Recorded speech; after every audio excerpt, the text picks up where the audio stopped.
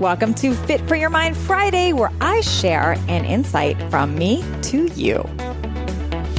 If you're listening to this podcast, you likely have your own brand or product or service or your own business, or maybe it's something you want to get into. And it's just a hunch if you're listening to my podcast. And here's what I want to share with you today. If your product or service is not selling, it may be because you're asking yourself the wrong questions.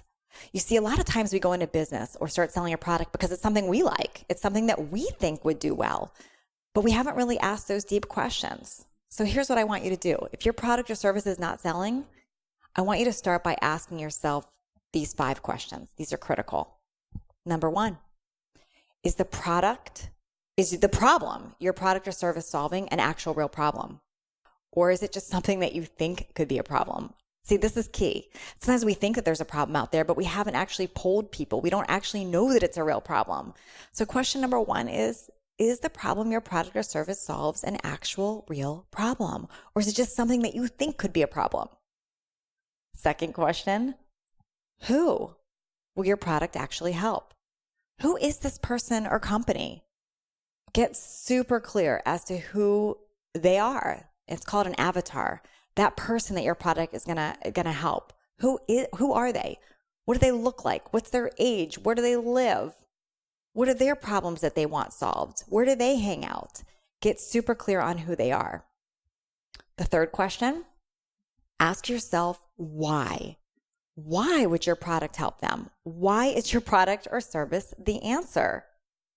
Get super clear on this. So many people skip this step, and that's why businesses don't work.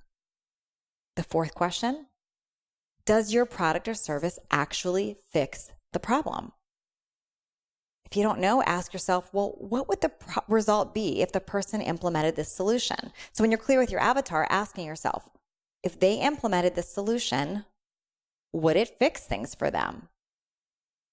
And the final question is, how will your product or service help them?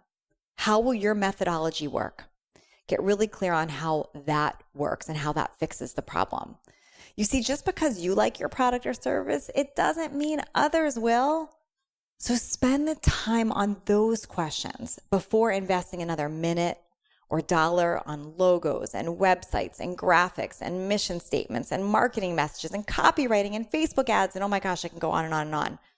All of that is busy work and added expenses, and they're unnecessary if you do not have solid answers to the above 5 questions.